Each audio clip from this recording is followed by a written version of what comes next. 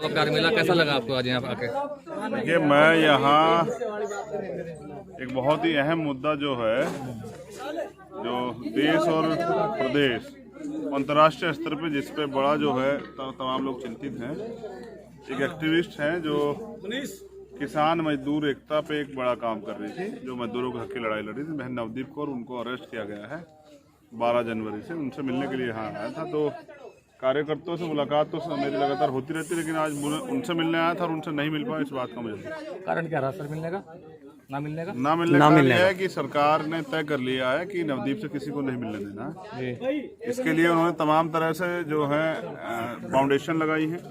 उसी प्रक्रिया में 3 दिन से मैंने परमिशन के लिए अप्लाई किया था और आज आके अंत समय में उन्होंने मना कर दिया। तो सरकार जो है नहीं चाहती कोई नवदीप से मिले, और नवदीप जो कुछ झेल रही है, जिन परेशानियों का सामना नवदीप ने किया, वो जनता के बीच में। उसने अभी नवदीप से मिलने के लिए यहाँ पर जो है महिला आयोग की अध्यक्षा भी आई थी, वो उसने शिकायत भी दी थी। तो उसके ऊपर भी कोई संज्ञान वगैरह जो है प्रशासन का ऐसा सामने नहीं आया कि लिया हो। देखिए, ये सरकार जो है भारतीय जनता पार्टी सरकार, ये लोकतंत्र में और संविधान में भरोसा नहीं रखती है। तो इसलिए संवैधानिक मूल्य जो हैं ये उनका हनन करती रहती है लगातार। उसी में जो है जिस तरह से नवदीप को जो सुविधाएं जेल में मिलनी चाहिए थी वो नहीं मिली है। और मैंने इस पर जेल सुप्रिटेंडेंट से बात की है और डीसी को भी इसके लिए कहा है, मीडिया के सामने भी ये बात रखी है। बाकी जो भी कोई भी आ रहा है मिलने के लिए, तो हम लोग का यही एक निश्चित एक हमारा एक एजेंडा है कि नवदीप जो निर्दोष होते हुए जेल में उसको रिहा किया जाए। आगे की रणनीति क्या रहेगी? आगे की रणनीति जो है, अभी हम लोग हमारे स्टेट प्रेसिडेंट उनकी टीम बैठेगी, जो हमें सूचित करेंगे, वो मैं अपने ट्विटर के माध्यम से मीडिया के लोगों को उसकी जानकारी दे दूंगा। उम्मीद है कि जो तानाशाही सरकार कर रही है, तानाशाही तो भीम आर्मी और आजाद समाज पार्टी के लोग तो बर्दाश्त नहीं करेंगे। और निर्दोष लोगों को जेल में बंद रखना ये कहीं भी कानून सम्मत नहीं है और ना ही संविधान सम्मत। आप तो इस बात को बहुत अच्छी तरह जानते हैं, क्योंकि आप तो कई बार जो है ना संघर्ष करते हुए, या वो दिल्ली रहा हो या कोई और जगह उत्तर प्रदेश रहा हो, हर जगह पे आपको अरेस्ट किया गया। तो आप तो उसमें बहुत ज्यादा परिचित हैं जो प्रशासनिक कार्यवाही है। देखिए, जब जनता जो है सरकार की को पे ध्यान नहीं रखती है, यानी कि सरकार पे नजर नहीं रखती है, तो सरकार तानाशाह हो जाती है।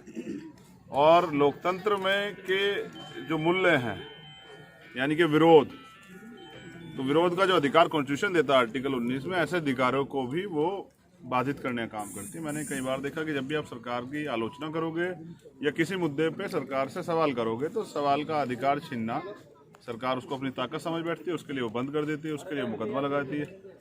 मैं इन मुकदमों से और जेल से नहीं डरता हूँ। जब कहीं अन्याय होगा तो मैं बिल्कुल अन्याय नहीं सहूँगा और मैं लड़ूंगा, विरोध के अधिकार का प्रयोग करूंगा। और मैं सरकार को उनकी औकात बताना भी जानता हूँ। लोकतंत्र में जनता मालिक होती है। अब जो मुख्यमंत्री यहाँ हैं वो जनता ने चुने, और इस जनता से वो नहीं भाग सकते। इनके सवालों पे बात करनी पड़ेगी और उनका जवाब भी मुख्यमंत्री को देना पड़ेगा। एक सर 2 मिनट, सिर्फ 2 मिनट के लिए कुछ राजनीतिक सवाल मैं पूछना चाहूंगा आपसे। उत्तर प्रदेश में चुनाव है अब 2022 के अंदर, तो क्या भीम आर्मी इसमें कंट्रीब्यूशन करेगी चुनाव के अंदर? हाँ, जो कुछ होगा वो आपको सूचित किया जाएगा। क्योंकि आजाद समाज पार्टी ऑलरेडी एक चुनाव लड़ चुकी है। बुलंदशहर का जब चुनाव हुआ था, वो बिहार में चुनाव लड़ी है, मध्य प्रदेश में चुनाव लड़ी है। अब जहाँ पार्टी किसी और काम के लिए तो नहीं बनाई है, पार्टी तो इसलिए बनाई कि चुनाव में जो है किसी राजनीतिक पार्टी का विकल्प है अपना। अब खुद का जो है तैयारी है। देश के करोड़ों जो दलित या पिछड़े वर्ग के जो नौजवान हैं, माइनॉरिटी के जो नौजवान हैं, जो कुछ अच्छा करना चाहते हैं, जहां अमीरों को चारों तरफ तमाम पार्टियां अमीरों को राजनीति कराती है, तो गरीबों की राजनीति करने के लिए एक प्लेटफॉर्म चाहिए था। जब मेरे जैसे व्यक्ति को नहीं किसी दल ने मौका दिया, तो फिर और नौजवानों कौन देगा? तो मुझे लगता था कि मुझे जो सेम विचारधारा के दल है, मैंने उनसे प्रयास भी किया था। जब उन्होंने मेरी बात नहीं मानी, तो मैंने नौजवानों को राजनीति कराने के लिए, और ईमानदार लोग जो संघर्ष कर रहे हैं वो सदन में जाएं, वो पंचायत से लेकर प्रधानमंत्री तक की दावेदारी पे काम करें। जनता के लिए राजनीति को धंधा ना समझ के, राजनीति को एक अवसर समझ के अपने समाज के हित के लिए कुछ करें। इसलिए मैंने आजाद समाज पार्टी के नाम से भीम आर्मी के साथियों का राजनीतिक दल बनाया, और वो राजनीतिक दल आने वाले समय में एक अच्छी ताकत बनेगा।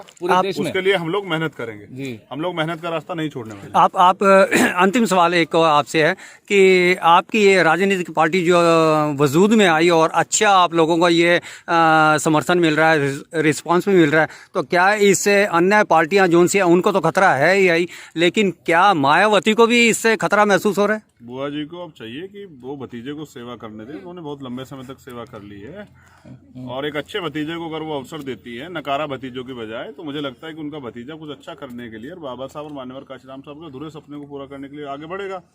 दूसरी बात ये है कि जैसा आपने कहा कि ये मेरा राजनीतिक दल नहीं है, देश के शोषित वंचित समाज का जिनके अधिकार छीने गए उनका दल है और मैं इसका एक छोटा सिपाही।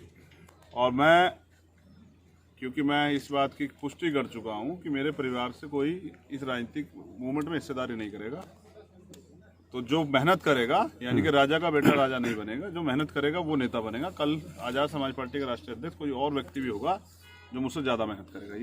इसको मैं सुनिश्चित करता हूँ, क्योंकि चंद्रशेखर लोकतंत्र को मानते हैं और लोकतंत्र को अपनी पार्टी में वो प्रदर्शित भी करते हैं। इसी तरह से लोकतंत्र अपनी पार्टी की फाउंडेशन हमने की है। धन्यवाद। अभी आपने यहाँ सुना कि किस प्रकार से चंद्रशेखर रावण ने अभी हमें एक एक्सक्लूसिव इंटरव्यू के अंदर बताया कि राजा का बेटा राजा नहीं होगा, लेकिन आने वाले समय में हो सकता है कि जो भी योग्य होगा वह ही आगे बढ़ पाएंगे। फिलहाल करनाल से इंद्रजीत वर्मा की रिपोर्ट, सागर की लहरें, ब्रेकिंग न्यूज करनाल।